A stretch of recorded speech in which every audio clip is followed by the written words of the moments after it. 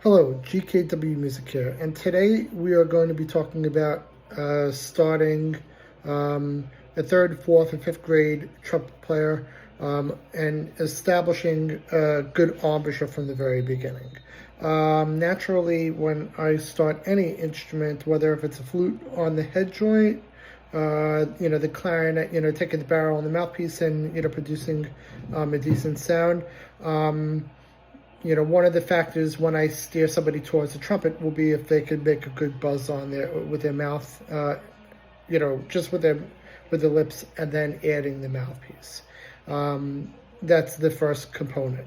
So, naturally with and this would be for any beginning trumpet player, you're going to want to start with keeping your lips normal, and then being able to buzz your lips, and then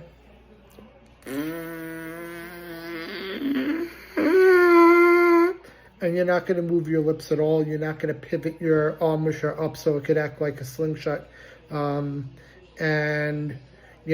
that's establishing a good habit right away. So from my experience, I really haven't found many trumpet players that have actually, gone to the pivot where you actually, the slingshot where you, and maybe the top lip might act like a slingshot in order to, get into the higher range. That's how I start off my trumpet players, and usually, by the time they're in fifth grade, my trumpet players could get, up to F, G, A. I mean, I've had, trumpet players get up to high C, D, and above. It's actually quite incredible if you do it the right way. So that's my advice. There are always exceptions to the fact. I know people that play with an off-center embouchure, so it's not anything that I'm completely militant about. For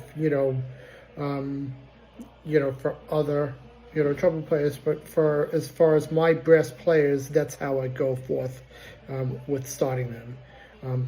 Simply buzzing,